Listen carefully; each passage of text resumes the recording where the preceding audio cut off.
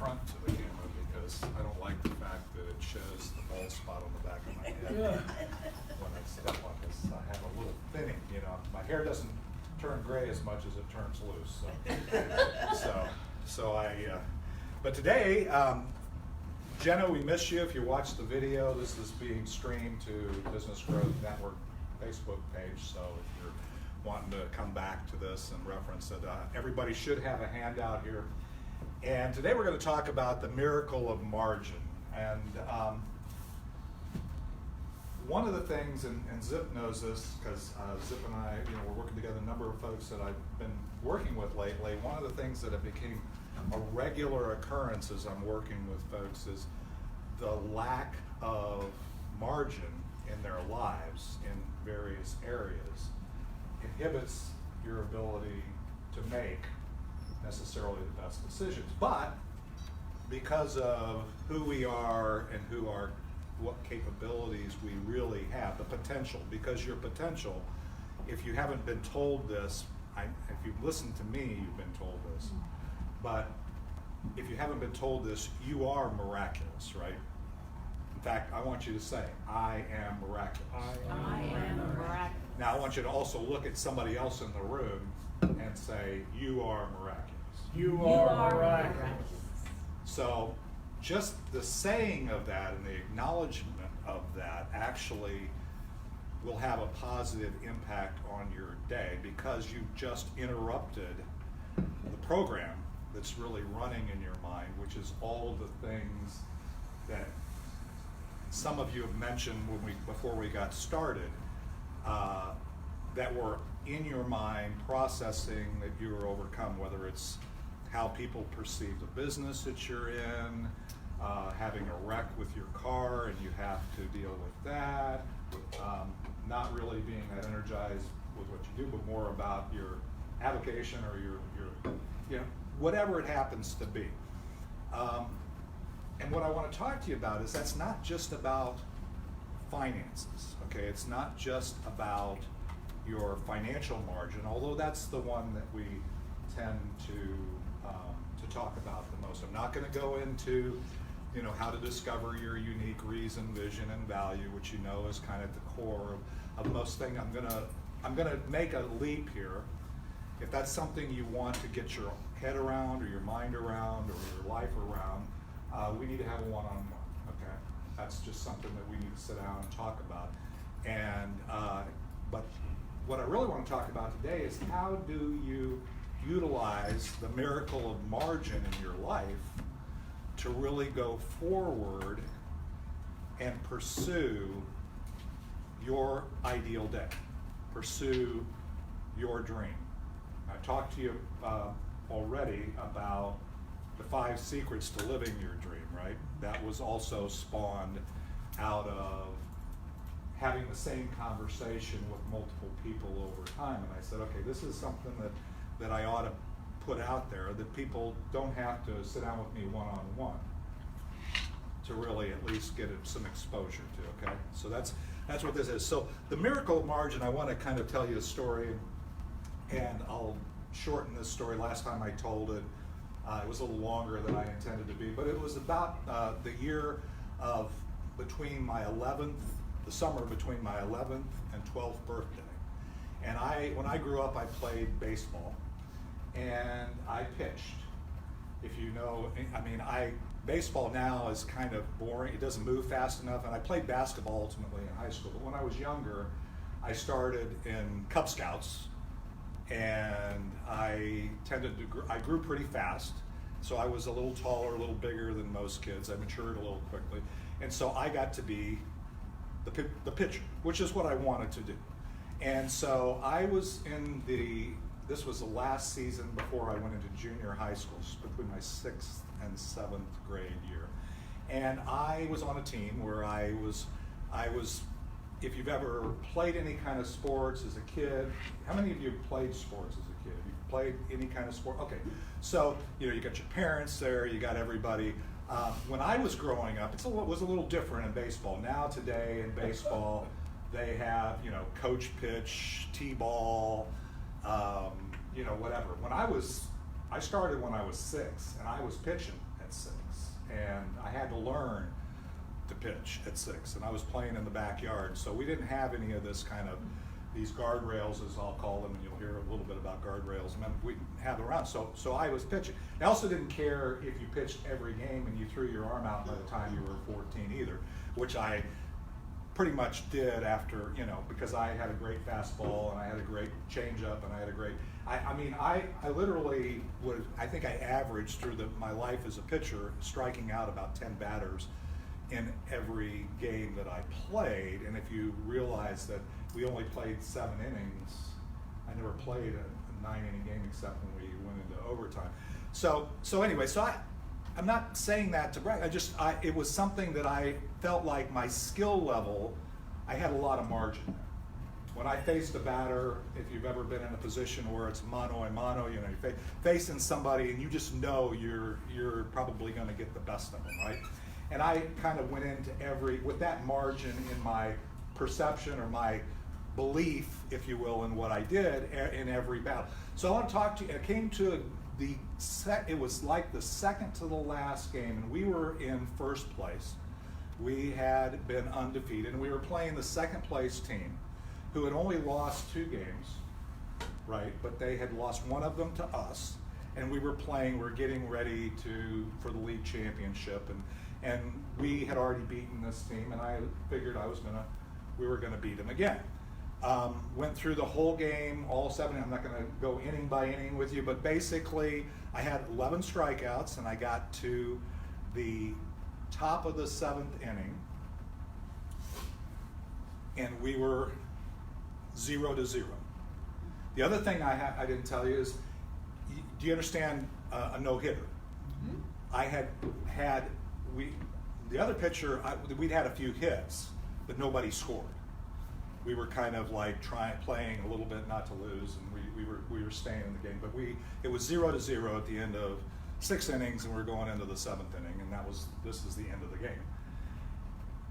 And I was pitching, and things were going well, and Eric came up, not you, not the other Eric.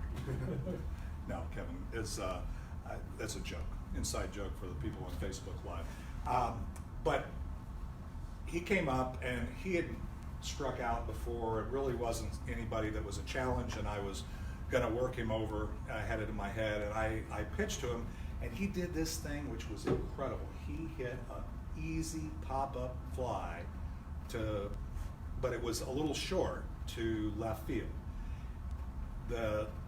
Somehow the left fielder came in right there, perfect.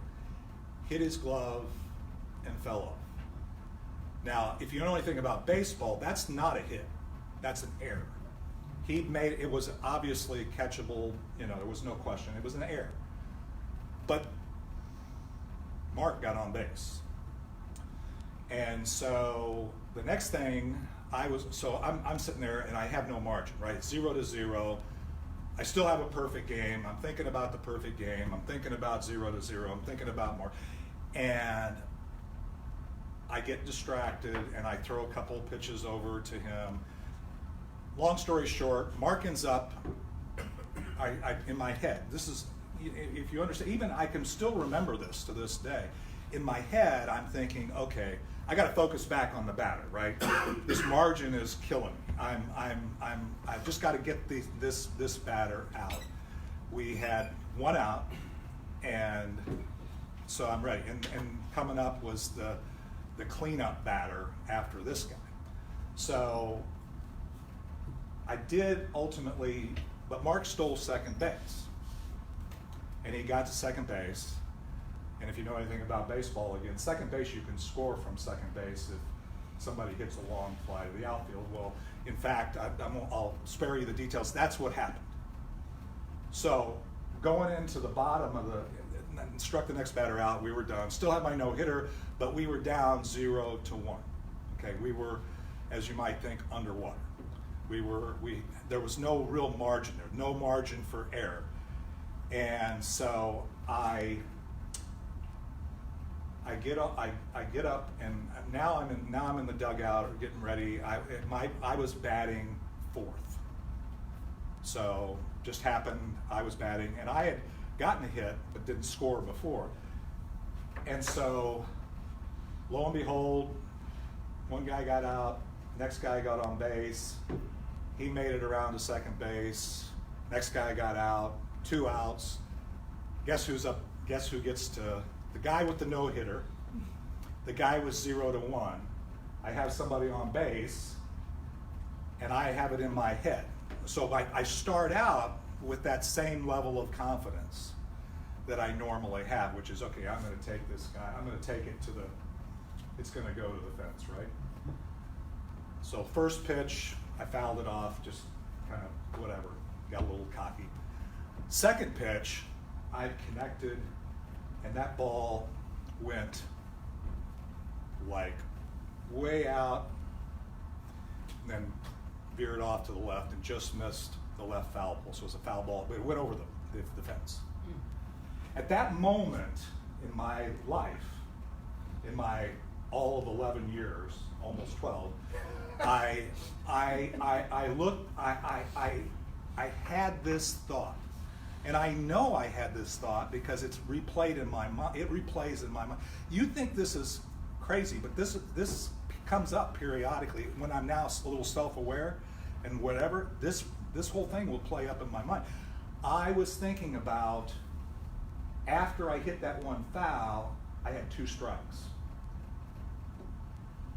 2 strikes, 1 run down, 1 guy on the bases, and all of a sudden my thought went from a vision of hitting it over the fence and winning the game to, I just got to get a hit, because he'll probably score and we'll be tied, and then we can go in and either we have to go. You know, you ever be in that situation, right? So I dialed it back. And I would love to tell you that I dialed it back, got the hit, and got whatever, but what exactly happened after that on the next pitch was I struck out. And I would love to tell you that after I struck out, I, manned up, went out there and shook their hands and told them a great game and whatever. And I went back to the dugout and cried like a baby, because it had that kind of emotional impact on me. The reason why I share that story with you is, the good news is actually everybody felt so sorry for me, and because I pitched literally every game of the season, and we ultimately won the league at the end of the season, our end of the season picnic or celebration, my team went together and bought me a baseball glove, a new baseball net. So it didn't all end up bad, but the point is that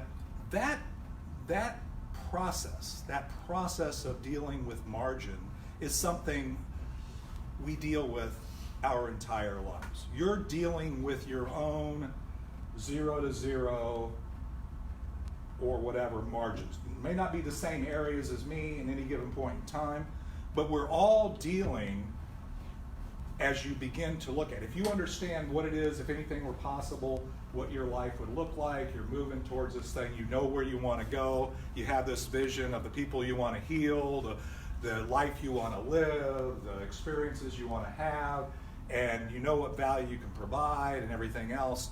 But there's this, as you start to align with that's this thing I drew up here, which is the star. That's the, if anything were possible, ideal day. And really today, as I showed you before when we did the Living Your Dream, it looks like this. I want to show you another thing that's coming into play. So this is your path to your vision. This hopefully is your vision. Hopefully you know what that is. If it's not, again, we can talk about that. But the interesting thing is, in the past, and I say in the past, my past, if you've grown up and never known anything where there wasn't the internet, you may not necessarily have this perspective, but everybody in the room here has this perspective, whether you realize it or not, and that is that used to be we dealt with what I would call linear growth. Things would happen and change, whether it's technology, whether it's social change, whether it's genomics, geopolitics, everything kind of changed on a decade by decade level, right? It was, the slope of the curve was kind of like steady, right? At least that's what I grew up with. I mean, I thought, okay. And so the interesting thing was, you know, we used to say when I was younger, if you always do what you've always done, you'll always get what you've always got, right? Do you think that's true? The answer is no. The answer is not no, isn't that? Because if you always do what you always done, and today, this is the present, what things are happening in our lives, guess what? You're always going to get less than what you got. It's not, it's not linear. It's not, you know, incremental. It's exponential, and what we're dealing with here. So the reason why that's important is most of us, even if we have a plan in our business or our relationships or our finances or our health, we have kind of a linear thought process. We're continuously improving. We're not satisfied, right, with staying where we're at, but we still kind of think about things in a non-exponential way, or else we're trying to come up with things that are like magic pills or magic fixes or whatever. So there's this whole tension around that, and what that is margin. This is the definition. This is the one of the Webster definitions, probably the one that's most. It's a spare amount or measure or degree allowed or given for contingencies or special situations. Anybody have contingencies or special situations in your life today? Yeah. Right. Anybody ever get to the point where you're overwhelmed with those? Well, the reality there is no margin. See, the thing is, when you're on this path, you need guardrails. You need guardrails of margin all the way around there, because if you look at this curve and you overlay it on this curve, at some point, what happens? Your growth becomes underwater. Your margin goes from, let's say you start out here, and here's where things are changing. You might be a little above the margin, but then very quickly, if you're going linear, eventually you go underwater. So the key is, if you think of it like a boat, you're either treading water, and your water line is that curve, that exponential growth curve, or you're underwater, and all you can think about in underwater is what? Surviving. And what happens, Rayanne, I can ask you, because you're a health professional, you understand the mind, the body. When you're in underwater in any area of your life, what does that trigger? It affects your whole life. Yeah, because it triggers what? It triggers cortisol, which puts you in, and it doesn't have to be in every area of your life. You can have plenty of margin, you can have plenty of finances, you can have plenty of whatever, but if you're sick, if you're getting ready to have bypass surgery, does any of that matter? No, you're underwater. You're in survival mode. If you're healthy, but they're coming to take your car and your house away, you're underwater. If you're healthy and you've got plenty of money and your spouse just told you they're leaving, okay, or you told them to leave, what are you? Anything else matter? No, not really. And the thing is, even if you want to think about or take positive action in those other areas, guess what? The part of your brain, the frontal lobe, that's responsible for thinking those things through and working it out is disconnected, because the cortisol, the stress, has actually got you underwater. So the key is the miracle, ultimately the miracle of margin, is really to create in all areas of your life a situation where at least you're the boat on top of the water with plenty of margin, and not treading water, just trying to keep from going in and out of stress in any particular area of your life. You with me? We'll talk about that in a minute. And one of the reasons why I gave you the handouts is because you need to, I'm going to ask you some questions.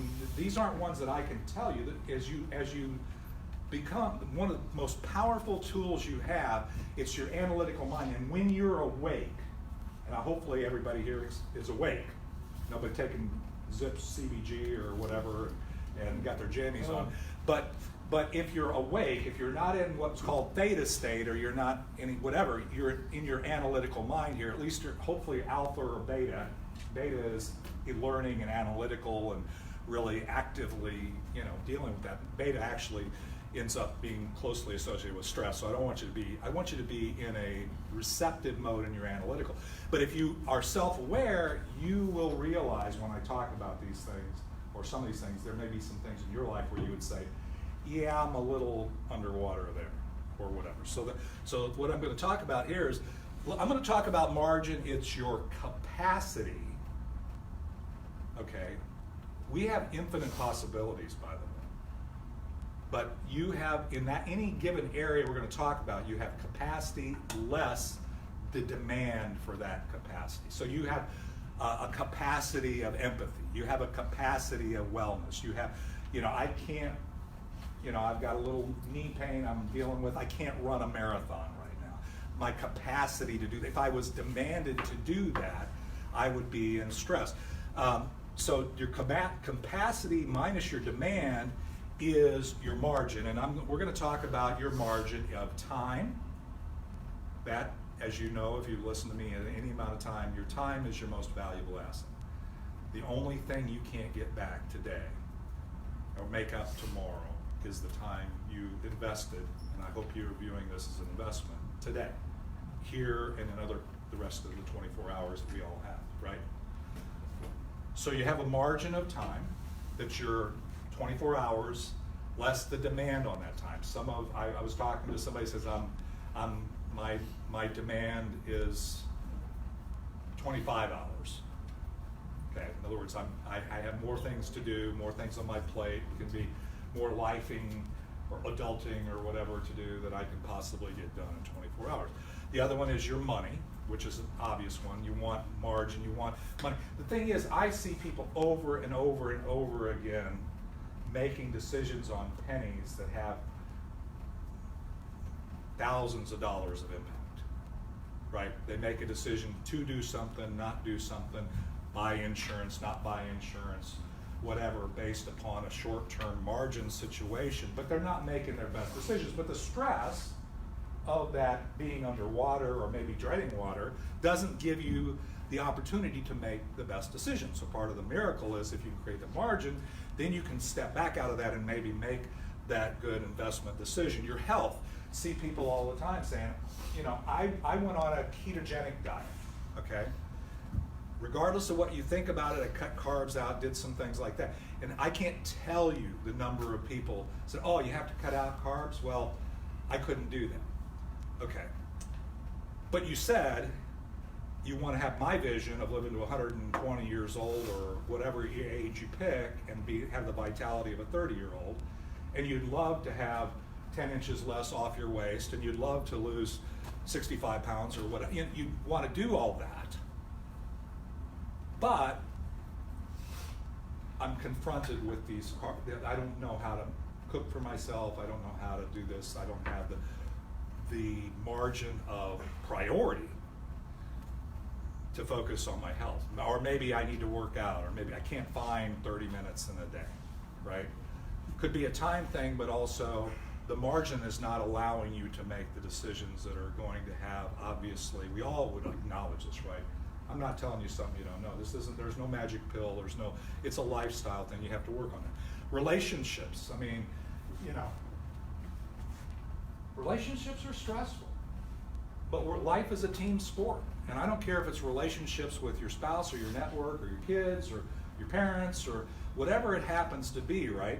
There's always going to be, I got a good relationship, I got plenty of margin here, I can make a few mistakes and my wife's not going to throw me out, or my kids aren't going to leave home, or we're just treading water every day, okay? Where are you on that spectrum? The other one is network. Do you feel like if something comes in, your network is something you invest in so that when you need it. If you go into it trying to, you're planting seeds, you're nurturing, your network, you're going through things. One of the things we teach here, right? And if you have plenty of network, when somebody comes to me with something I can't deal with, guess what? I go to my roster, I go to my network, I go to the people that I know and say, hey, Karen, I need some help with insurance. Hey, Zip, I need some CBG oil. Hey, Rayanne, let's help me with this pain issue. Whatever it happens to be, or, there's just a lot of different, because my network. But if I didn't invest and build that, have the margin in my time, my day, my priority, then that margin, I would, when it came time, so I needed it, people, I wouldn't have anybody there. Okay. The last one is your skill, and that's one that we tend to focus on. Do you have the competence in your area, or do you need or have a margin? Like when I was talking about my pitching, right? And again, that may not be a good analogy for everybody here, but when I knew I had more skill in pitching than I needed to strike out or to retire that bat. Today I couldn't compete. Guarantee it. I have no skill margin there anymore. But I hopefully have skill in some other areas, and that's what we have to do. We have to identify areas where we're skilled, where we can add value to people in our network and our unique value, so that we have that margin that we can be competent and capable to help people with their finances, with their windows, or whatever else we want to do, right? So let's talk about, this is a question, and I want you to think about this. Just, close your eyes if you have to. Don't think about me, don't think about this. But just take a second and write down, if you look at your time, your money, your health, your relationships, look at all those areas, and write down where you think you have margin. In other words, I'm okay with this area. I'm not underwater here, I'm not treading water. This is an area where I feel pretty good about. So just write one. You don't have to write them all, but just pick one, the one that pops into your mind. One of the things when we do the Vision Discovery Workshop or the Vision Challenge is I tell you, don't edit your brain. We edit ourselves too many times. So the one that be self-aware. The one that just popped into your mind, whatever that is, where you said, I got plenty of this. That's not my focus. I don't need to go out of here and work on that. You with me? You got one? Okay. And then I encourage you after this to think about that a little more. Maybe there's some areas where you're maybe not abundant, but you're okay. In other words, you got plenty of margin. Because then the next question I'm going to ask is, where do I need margin? And again, write down what you think of. The first area. And I'm not going to make you report out. So just be honest with yourself. What area in your business, your life, in these areas, your time, your money, your health, relationships, network, skills, when I say where do you need margin, where do I need more money? People always say, I don't have enough time. I don't have enough money. Don't always, or I can't, I can't do that because my health won't allow me to do it, or whatever. Or, God forbid, my spouse won't let me do it. That's a relationship deficiency, okay? But whatever it happens to be, the key is write one down. Do you have one? Okay. So I want to talk to you a little bit about that, whatever that one is. And again, if you want to talk about, want to have one-on-one, we want to talk about what that is and how to maybe go on the journey. Because here's the deal, is I have mentors. I actually pay mentors in my life, do you understand? And so what I do, and when I'm working with Zip and some other folks, is I want to know, first of all, where you're going. And then we're going to talk about where you are. And what do I say all the time? What is it? A daily journey, right? It's a daily journey. The reason you need somebody outside yourself, the reason why I need somebody outside myself, is I need somebody to help me with the guardrails. Help me recognize when I'm trending out of this, or maybe I'm spending too much time in here and I've got another area that I don't have enough margin. The key is I often draw the margin, draw these areas of your life, and in this case, these 6 areas, it looks like a wheel, right? Now, we're all smart people, right? If we have a hole in your tire, does it matter where it is? No. The answer is the air will still come out. Even if you have the run flat tires, which I had at one point, it's still eventually, you can't do it forever. You may have built some immunity or some buildup to handle a little bit of, but everything in every area either inspires you, it's adding energy to you, or it's expiring you. So what you need a coach for is number one, help you, the things that are pulling you up on your journey, let's emphasize those. Let's keep the tire filled, keep that in there, keep that going. Because sometimes if you get in, again, remember when I said you get into the cortisol mindset? What happens? You get disconnected from your analytical mind. You'll start focusing everything on the hole in the tire, and that's not good either. You with me? You've got to do both. You've got to, and that's why, whether it's an accountability partner, whether it's a paid coach, whether it's somebody, you need somebody in there that kind of knows where you're at, knows where you're on your journey. It doesn't have to be me, it could be anybody. And they have a shared, you have a shared view with them as to where you're going, right? And so they're helping you navigate on that path. So the key is looking at those areas, being honest with yourself. You don't have to be honest with me or anybody else in the room. But, am I stepping out of the frame? Sorry, Facebook Live. That's one of the reasons you should be here, is because then you don't have to worry about me stepping out of frame. I'm not that great to look at anyway. So where do I need margin? Now, let's talk about how can I create margin. What time do we have? We have 20 minutes. Okay, perfect. How can I create margin? First of all, as I said before, you need to know where you're going. You need to understand this. You need to understand what that is. However you figure that out, in all those areas, you want to know, what's my destination? What's my ideal day look like? What are the experiences I want to have, and what am I taking advantage of to not only fund that journey, but what's going to keep me inspired on that journey because it is aligned with my life purpose, right? Those are the kinds of things we're going to ask. Then you need to obtain daily positive, inspired emotions around the journey, and I say the journey, not just the destination. In other words, you need to get emotional and inspired about what you're doing going forward and not spend your time daily looking back at where you just came from, because you don't have to work at that. 95% of the 60,000 to 70,000 thoughts you think in a day are the same thoughts you thought yesterday. So your brain doesn't need, your subconscious, the emotional mind, the thing that's really ultimately creating your habits and your personality and ultimately your personal reality, are all tied to your past if you're not taking positive action to create that margin. So on a daily basis. Then you take, the emotion should lead to what? Action. You take daily action.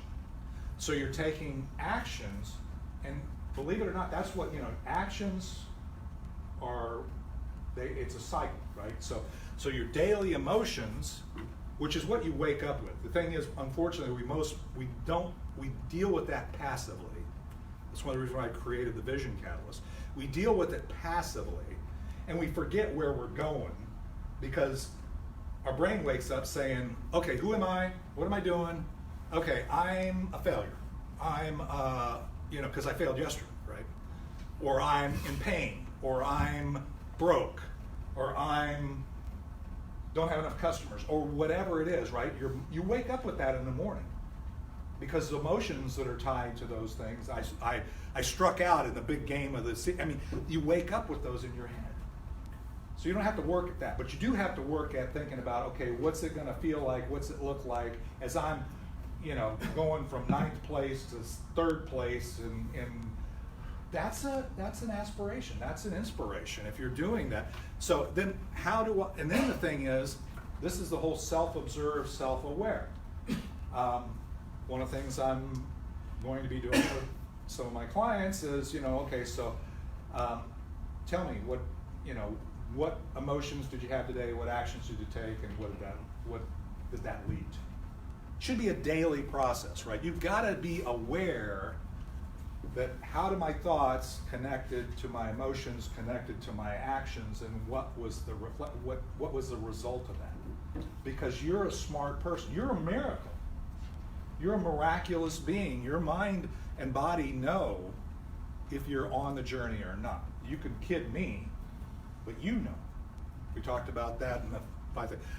Then set specific goals. Once you reflect in whatever, then you got that daily action going. Then let's say, okay, I want to be here, or I want, time-based, and it's based upon your embracing of the possibilities, but they're like mile markers along the way. They're not the end goal. It's never, remember, I'm not going to sing for you today. I did sing this, it's, I'll do the quotes at the end, but I won't sing unless you demand it.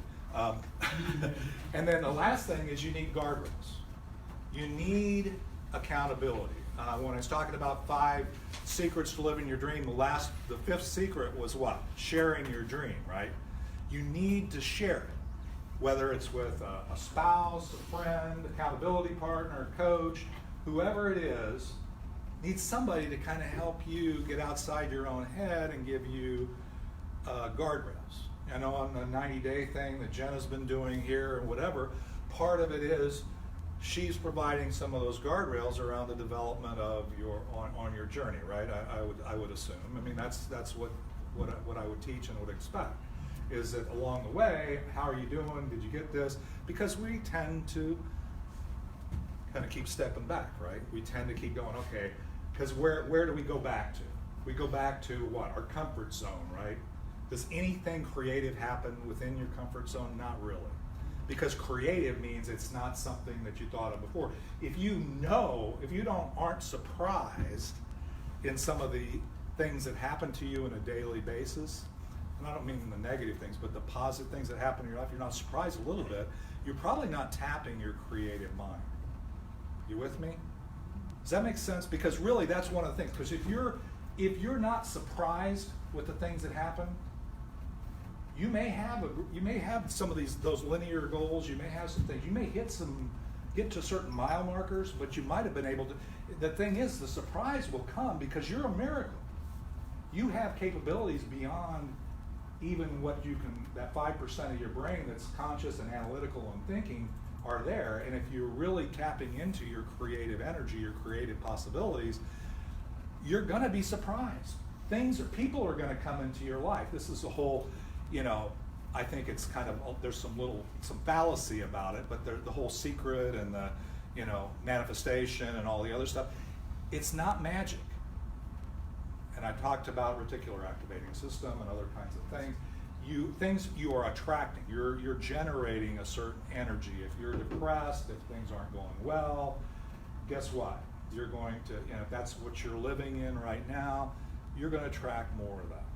That's the vibration or the energy. And I'm not going to get into all that because that's not my expertise, but I can just tell you that there is truth to it. Because when I'm really feeling inspired and energetic, things appear in my life that surprise me, that I wasn't expecting. And that means I'm exercising my creativity. I'm outside my comfort zone. Creativity and those surprises don't occur within your comfort zone. And that's where the margin, again, if you can get, this is, let's say that, this is kind of your comfort zone and down, okay? This is where you want to get to, because the miracle of that is there's going to be all kinds of positive surprises, whether it's in relationships or finances or time availability or money or whatever, right? This is where the surprises occur. this is why, you know, you apply your strengths, your capabilities, and you get somebody to help you remember what those are. Because the thing is, unfortunately, we tell kids not to do stuff, right, as we're growing up. As a parent, I have 5 kids. You know, we don't want them to get hurt. And frankly, we're well wired with that fight or flight, you know, cortisol. That is a healthy thing, by the way. I don't want to diss that, because if it wasn't for that, you know, maybe your ancestor wouldn't have made it away from the lion or the tiger or the saber-toothed tiger, whatever, you know. I mean, you know, again, that causes us to survive, hide or run or something. But when you're living without a state of mind, and you've got something that you're not aware of that's dragging you down, and you're trying in all the other 5 areas to push forward, it's not going to work. On the other hand, if you forget about the creative, and you know, anybody ever get inspired where you're dealing with stress and you just get a minute and I'm standing in the this happens to me all the time. I'm standing in the shower and and you move close to theta state, by the way, when you're standing in the shower relaxing, even if it's in the morning, and I have this idea will come to me in the shower. Anybody else have ideas in the shower? I do. And I've gotten out of my stress to where I'm not worrying about getting my taxes done or doing this or doing that, and all of a sudden I think, whoa, that's a really good thing. I ought to do that. You know, that's where some of these talks come to me, is doing that. So anyway, so what's the miracle? The one, you know, that gives you creativity, growth, longevity. You know that stress kills, right? If you live in a constant state of cortisol, if you live in a constant state of no margin in any aspect of your life, it's going to shorten your life. That is scientifically proven, right, Renee? Yep. Absolutely. Yep. There's no question about it. I've done enough research myself just to make myself convinced that stress is a killer, and I learned it in my own life. Personal power, it gives you strength. I talk to people who do networking. If you want to know, you know, if you know why you're here on the planet, what your life purpose is, if you know the reason you're here, if you know the value you provide to any group you walk into, right? You can strike out the next batter no matter what. If you have the ability to know what it is, what your vision of your ideal day looks like, and you also know how much margin you have within any given moment, because guess where your life is lived? Is it in the future? No. Is it in the past? It may be in your brain in the past, but it's not. It's what your actions you're taking and the emotions you have right now. Okay? So the key is your personal power is impacted by margin. Your ability to impact, in other words, make a difference. And I retired in 2005 with the big vision of just making a difference. I didn't know what it meant. And I've been on that journey ever since to figure out what the heck that means. And then the last one is legacy. You know, when you move on, are you doing things that are impacting other generations? Or is your legacy or your testimony that he survived? He survived a long time. Or she, you know, I mean, I'm not being sexist, I'm just saying. Or did he make a difference? Did he get outside himself? Was he be able to take the margin and invest it in somebody else and make a difference to the community, to your family, to whoever, right? So your legacy. So last one is, as I always say, it's your vision, own it. It says, Lao Tzu says, do the difficult things while they're easy and do the great things while they are small. A journey of 1,000 miles begins with a single step. My point is that quote is as old as, you know, almost written history, and it's basically that it's a daily thing. It's a daily thing. And do it now when you can. Don't wait till you get underwater. The other one is failure will never overtake me if my determination to succeed is strong enough. Augmentino. Again, that's why I say the emotion, the impetus that you need to keep pushing forward. That'll give you the determination. You ever admire people that seem to always stand up and are able to keep moving forward and do great things, and you look and say, man, I wish I could have done it. You know what they did? They did the same thing you can do. They did it one day at a time, and they just had the perseverance to keep going at it, because right, wrong, or indifferent, whatever vision or dream they had was worth the pain that they went through, whether it's a physical pain, emotional pain, a financial investment, whatever it is. A man who dares to waste 1 hour of his life has not discovered the value of life. That's Charles Darwin. That's evolution. That's, if you really are wasting it, not investing it, then you're basically don't understand the value of life. And the last one is one that I said I'm not gonna sing. I asked you before. Go ahead and sing, Dan. Harry Chapin. But it's a song called Greyhound, and it doesn't seem real profound, but the punchline of that song is, it's a whole story song. That's one of the things I like about him, and I used to sing in coffee houses and bars and stuff, and I like because he sings and tells a story, and then there's always kind of a punchline at the end, right? And he's talking about his whole experience on riding this Greyhound bus, and he says at the end, he says, there's nothing new about Greyhound. I'm not going to sing it. There's nothing new about Greyhound. There's nothing new about feeling down. There's nothing new about putting off or putting myself on. Looking to tomorrow, that's the way the future hides. I should have realized by now that all my life has arrived. It's time to find a happy time and make myself a friend. There's ain't no rainbows waiting when the journey ends. And then he says, stepping off of this dirty bus, first time I've understood. It's got to be the going, not the getting there. That's good. That's a thought for keeping if I could. It's got to be the going, not the getting there. That's good. And the key there is this. We're here. We have whatever margin we have. We just need to be aware of what it is, invest where we have positive margin, get somebody to help us plug the holes in the wheel, and move forward, daily, right? One day at a time. Get up and run or walk or whatever you can do push-ups.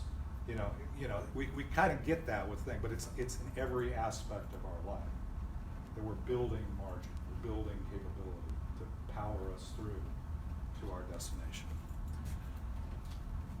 That's all I got. What I'll tell you is there's no magical, call to action here other than if you want to pursue this, if there's something here that triggered anything in you and you just want to sit down for an hour on a one-on-one and talk about that, I'm available. You can go to my website. I make myself very available. All you have to do is go on there. It matches up to my calendar. You can book an hour for free. It costs you a dime. And I'll be happy to talk to you about areas of margin or any of the things that we've talked about here. So this is the information here. So again, thank you guys. We're now segueing. In fact, I'm going to turn off Facebook Live here, so just because they don't need to hear all this.